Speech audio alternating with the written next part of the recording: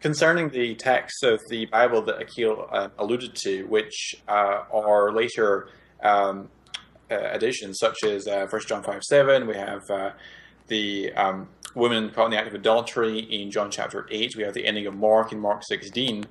Christians are well acquainted with this and well familiar with this. In fact, if you look in the margins of our English translations of the Bible, we'll find mentions of the fact that these particular verses are not found in the earliest manuscripts, and we're quite open about this, and we know about this. The doctrine of inerrancy applies only to the original autograph, and it's by the discipline of textual criticism we can discern and establish what was in the original Greek autograph, and no doctrine of Christianity is contingent upon or hinges upon or is dependent upon these textual uncertainties. In fact, we could make the same point about the Quran. There's hadith narrations which tell us about portions of the Quran which have been lost, in fact, and we could talk about those if Aqil wants to. And also, we know that that there's at least 26 different Arabic Qurans today, and I appeal to all viewers to go and check out the videos that have been released by Jay Smith and his team at BLUNDER in London, where he looks at the different thousands of textual variants between the 26 Arabic Qurans in the world today. Consonantal differences, not simply differences in vowelization.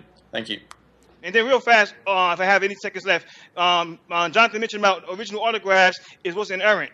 Where's the original autographs? Jesus spoke Aramaic, his disciples spoke Aramaic. We don't even have the original autographs to know if they're inerrant or not.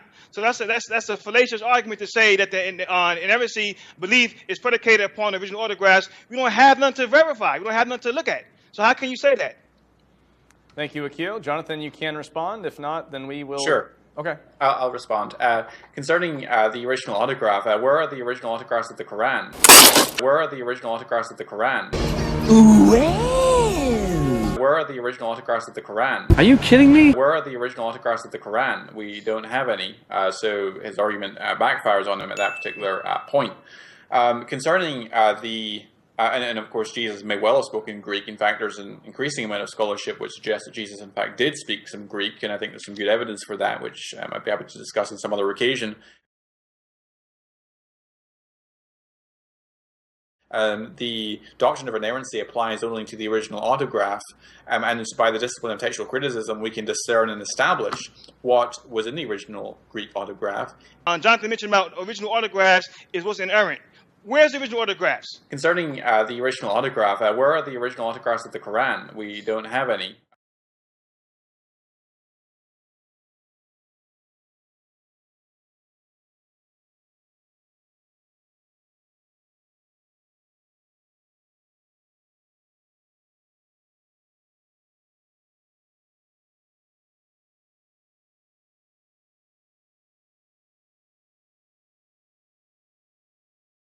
Or if you bring up Muhammad's assassinations, you'll hear, well, there's violence in the Old Testament too.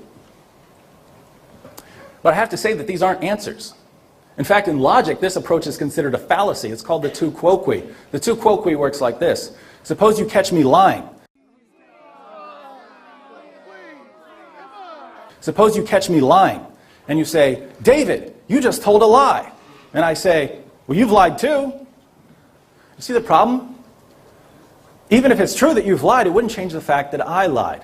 And so that's why this is a fallacy. Similarly, if the historical records tell us that Muhammad ordered his followers to torture a man for money, Muslims can't simply say, but there are bad things in the Bible. That's not an answer. It's true that there are some tough passages in the Bible, and Christians need to be able to give answers for these passages. But the point remains. Again, you commit the tu quoque fallacy when instead of actually answering an objection, you say, well, you've got that problem. For instance, if my wife says, David, you're mean, and I say, well, you've been mean too, that's a fallacy. It doesn't answer the objection. Again, you commit the tu quoque fallacy when instead of actually answering an objection, you say, well, you've got that problem. Jonathan mentioned about original autographs is what's inerrant. Where's the original autographs? Concerning the original autograph, where are the original autographs of the Quran? We don't have any. That's a fallacy. That's a fallacy.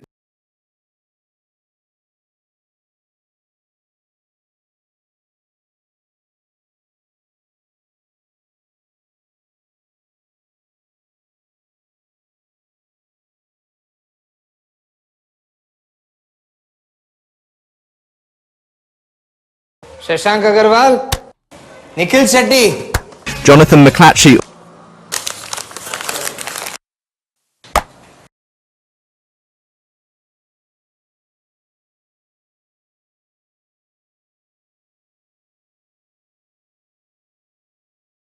The doctrine of inerrancy applies only to the original autograph, and by the discipline of textual criticism, we can discern and establish what was in the original Greek autograph.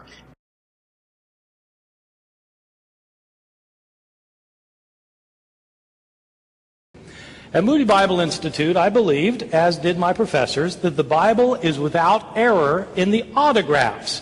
In other words, the originals of the New Testament did not have mistakes in them, even if subsequent copies of the New Testament may have mistakes in them.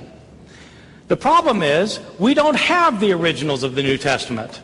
What we have are thousands of copies of the New Testament that were made, in most cases, centuries later. We don't have the originals. We have copies made centuries later. These copies that were made centuries later contain numerous mistakes, thousands of mistakes, tens of thousands of mistakes, hundreds of thousands of mistakes. Where's the original autographs? I don't know. Where's the original autographs? I don't know. Where's the original autographs? We don't have the originals of the New Testament. The doctrine of inerrancy applies only to the original autograph.